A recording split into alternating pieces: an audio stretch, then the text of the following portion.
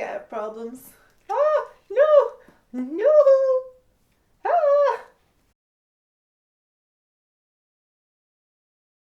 Hi guys, welcome back to my channel. It is the month of June, which means it is my birthday month, and today I have a birthday book haul for you guys. But before we begin, if you're new here, welcome. On this channel I post writing tips, bookish content and unboxings. Today is a book haul and I'm so excited. I have books that have been given to me as presents, books I've bought myself, and also some books people have lent me for my birthday as well. Let's get started on these books. First off, let's do my 3 non-fiction books. The first book that was given to me for my birthday is this one here, which is Ikigai, The Japanese Secret to a Long and Happy Life. And this is by Hector Garcia and Francis Morales. Now, I've probably said those names wrong, so just look up Ikigai and you guys can tell me how to pronounce those names. I actually saw this book whilst at work one day in a customer's house and I just loved the cover design, so I had to look up what it was about.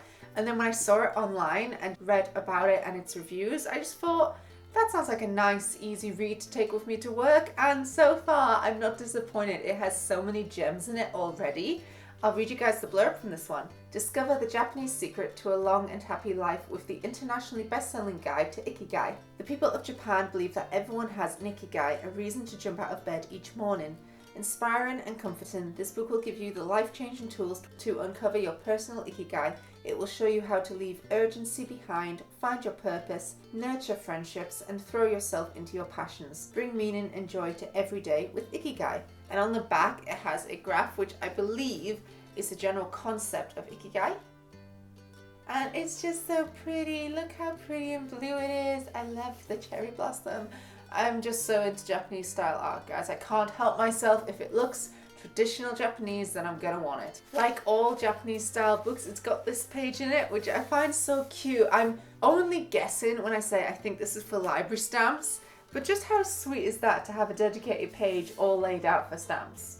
It's just so cute. All of these books that I'll show you today I haven't read yet, but I just want to share with you guys. I just flicked through this book and it has in here tips from people who are very old and have lived a really long life and generally say they're happy, and some of them just make me laugh so much.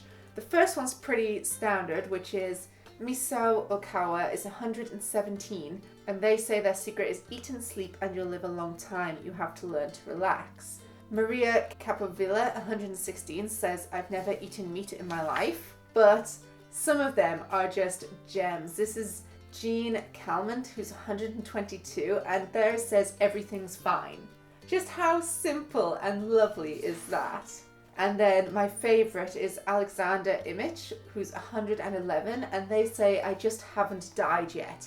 Obviously in this book it has more about what they say, but the quotes they've chosen to highlight are just perfect. So that's my first book for my birthday book haul. The second book that was given to me for my birthday is this one here, which is Likely Stories by Hugh Scott. Hugh Scott is a writer who I discovered in Writers Forum, which is a really good magazine. I'd recommend picking it up if you do want to learn more about writing and the general publishing process. But my favorite bit every month was Hugh Scott's Tales of My Gurus, and they're just so funny and really inspirational and give you a lot of good ideas for your writing as well. And I saw this book and I've always wanted it, so Matt got me it for my birthday and I'm really excited to read it. I'll read you guys the blurb now. If you are a writer, no matter how famous, Likely Stories can be a course of study or a source of inspiration on creative writing, or simply a treasure trove of entertaining tales and words you've never heard of. Originally published as articles in Writers Forum magazine, these tales tell of the author's adventures when he meets his guru, a fabulous and wise being who appears in many guises and who guides his pupil in the sometimes bewildering ways of creative writing. Each story covers an aspect of creative writing such as character, dialogue, atmosphere, writer's block, vocabulary, etc. Hugh Scott is a cartoonist, a columnist, and the author of 16 children's novels. He won the Whitbread Prize with his novel Why Weeps the Brogan. I am so excited to read this. The third book I got for my birthday is this one here, Save the Cat Writes a Novel by Jessica Brody. Now, if you watch any other writers or any authors, most of them have read or have a copy of this in their backgrounds, because apparently if you write, everyone has to read this book. So finally I have it and I can now read it. So I'll read you guys the blurb for this one. Originally created for screenwriters, the Save the Cat story structure method provides compelling tips and tricks to make your novel as riveting as a movie. Because whether you're writing a fantasy series, a romance, or the next great American novel, every captivating story throughout time, from Jane Austen to Agatha Christie, has the same 15 essential plot points or beats. In this revolutionary novel writing guide from the best-selling Save the Cat series, novelist Jessica Brody demystifies each beat, making it simple to craft your own bestseller with easy-to-follow templates. Brody also reveals the 10 universal story genres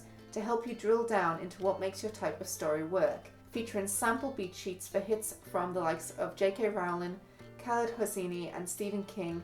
This practical guide also includes real-world advice on pitching your novel, plus the quirky, original insights, like the eponymous tip to save the cat, that make this series unique. By the end of this book, your own imaginative beats that will combine to create a story that thrills readers from start to finish. Again, I'm very excited to read this one. It's supposed to be a really good book for how to outline your novel. Ultimately, like every creative subject, there's creative side and there is also a template you could follow which has been proven to work. We all know that a character fails just at the end before they succeed, which makes the success much more rewarding for the reader or the watcher. These are tricks and tips that writers have used for generations, and it's going to be really interesting to read a book which just goes through each one and explains what they're for. That's it for the non-fiction. Now I have a lovely colourful pile of fiction to go through, so strap in, let's start. The first book, this is one that I actually bought myself, and this is The Strawberry Thief by Joanne Harris. I just love how beautiful and happy looking this book is. It sounds like such an easy read. I'll read you guys the blurb now. Okay, before I read you guys the blurb, I cannot pronounce the first two people's names on the back of this blurb, alright? So, excuse my butchering of these names. Diane Rocher has settled down. Lansquin-sur-Tans, the place that once rejected her, has finally become her home. With Rosette, her youngest child, she runs her chocolate shop in the square, talks to her friends on the river, is part of the community. Even Renaud, the priest, has become a friend. But when old Narcisse, the florist, dies, leaving a parcel of land to Rosette and a written confession to Renaud, the life of the sleepy village is once more thrown into disarray.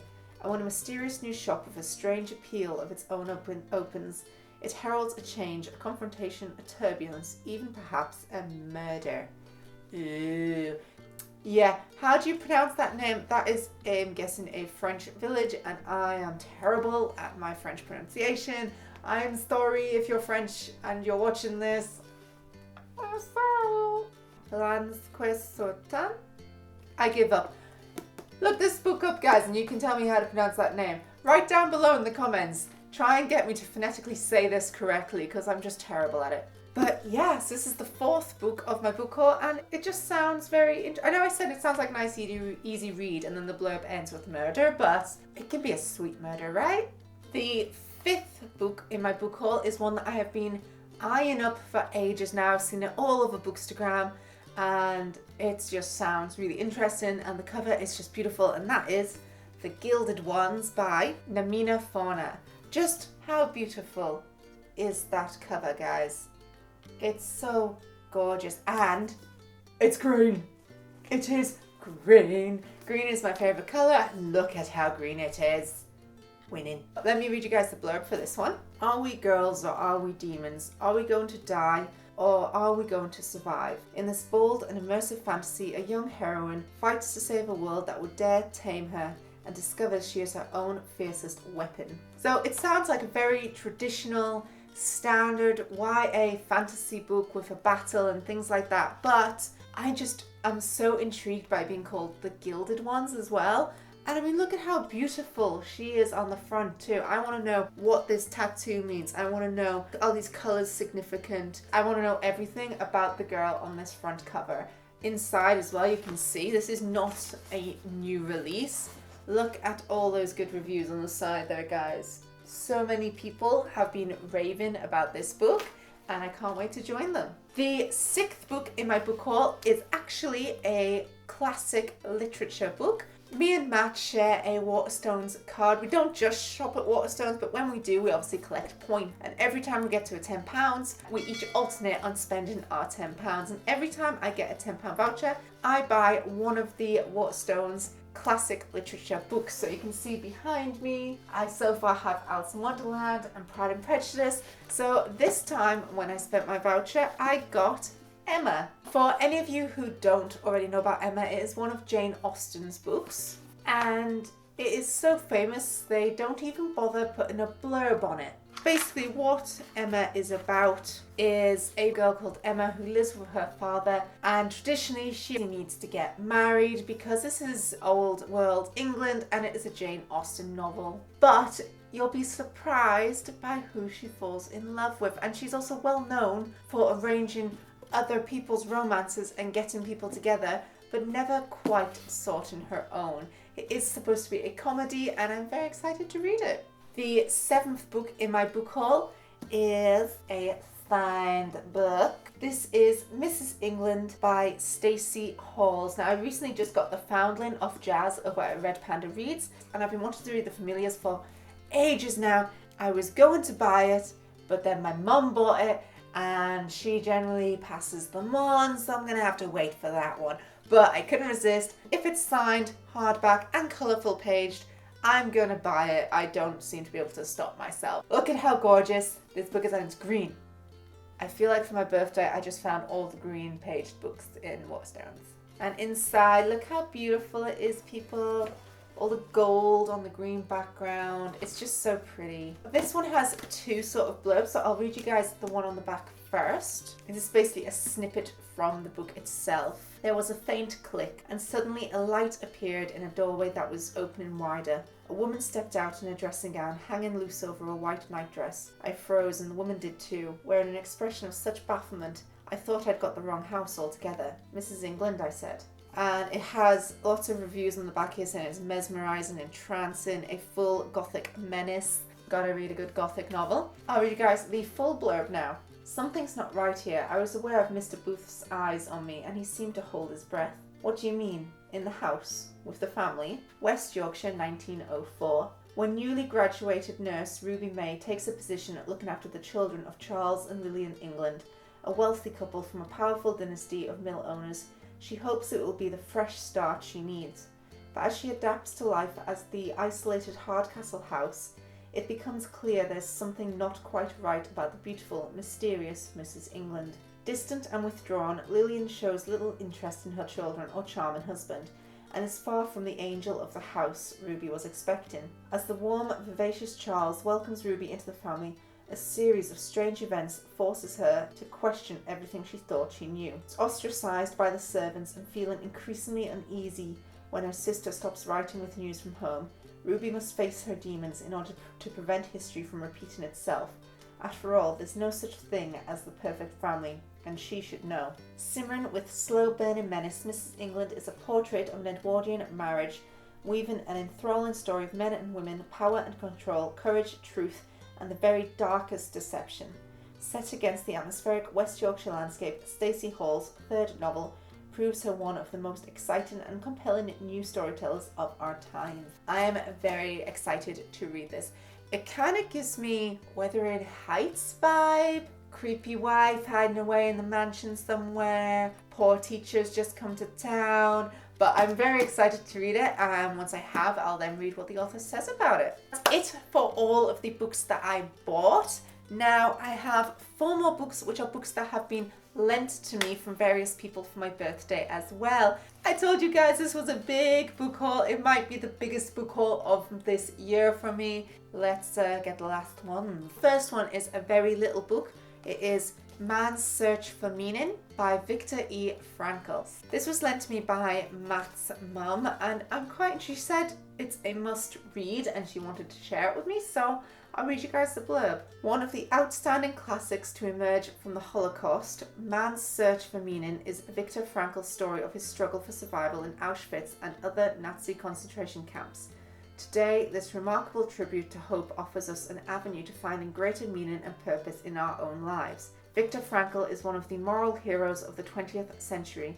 His insights into human freedom, dignity, and the search for meaning are deeply humanizing and have the power to transform lives. I'm a little scared to read this one. For my birthday, it was Matt's mum Bev who got me Ikigai, which is the Japanese book to a long life and happiness.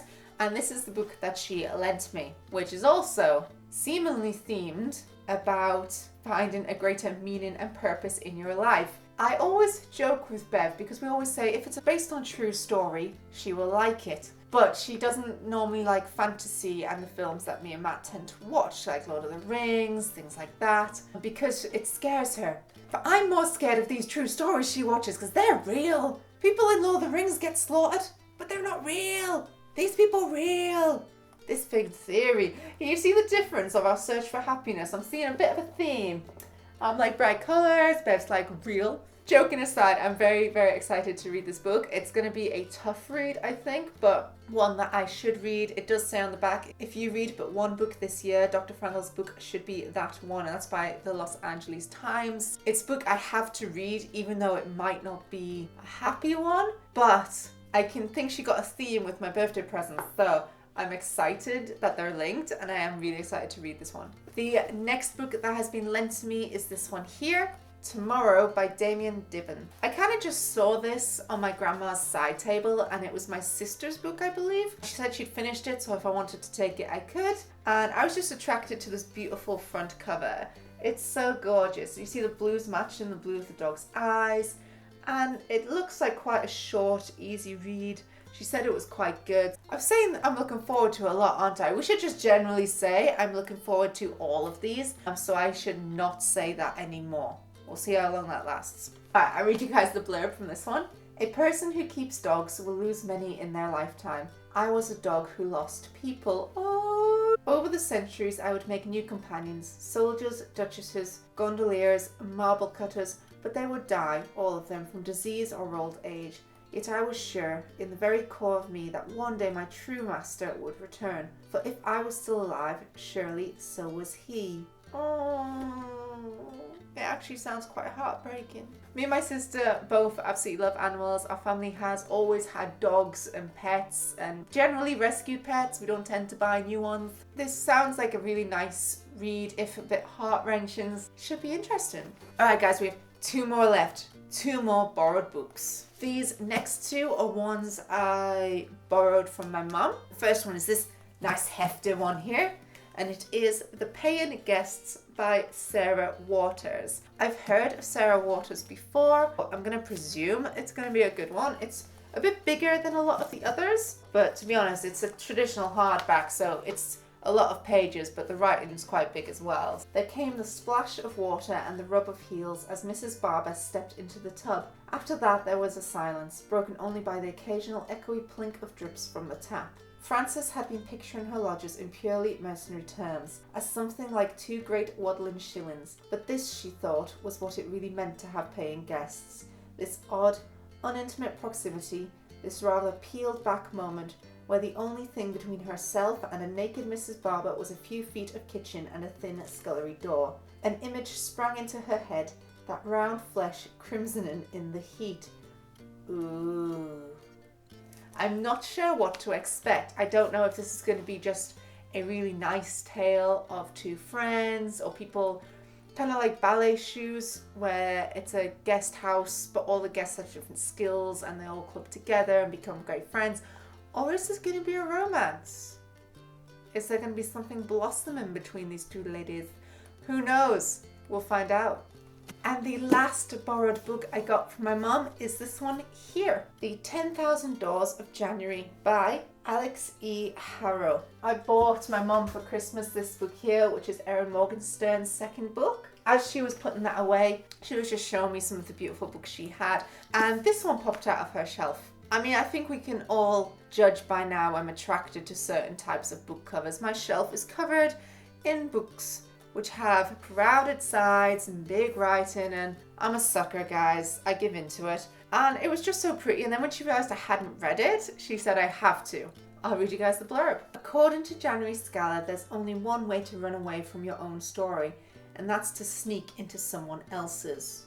Like most hardbacks, this has a little blurb bit on the back, but the main blurb is in the front. I'll read you guys the main one now. Every story opens a door. In a sprawling mansion filled with peculiar treasures, January Scala is a curiosity herself. As the ward of the wealthy Mr. Locke, she feels little different from the artifacts that decorate the halls, carefully maintained, largely ignored, and utterly out of place. But her quiet existence is shattered when she stumbles across a strange book, a book that carries the scent of other worlds and tells a tale of secret doors, of love, adventure, and danger. Each page reveals more impossible truths about the world, and January discovers a story increasingly entwined with her own. This is also a debut novel, which is always a good find. If you find someone's debut novel, then give it a go, because this is their first one published, or at least published to the point of getting into bookstores, and it's always good to find someone new that you haven't heard of before. Debut novel time, and I'm not going to say it. No. And that's it for my birthday book haul. I hope you guys enjoyed that. I have a rather hefty pile to add to my ever-growing TBR, which I feel will take me at least a few years to get through. Will I stop buying books? Probably not. We'll just keep adding to it. It's fine. Books don't go off, right? It's fine. Thank you guys so much for watching, and don't forget to subscribe to this channel if you want to see it as soon as I upload. Click that little bell down below. If you like this video, don't forget to give it a thumbs up. And if you'd like to see more from me, you can also follow me on Twitter, Facebook, Instagram, or Tumblr. I post bookish pictures, as well as my writing tips and unboxings on there. And thanks for watching, guys. Bye!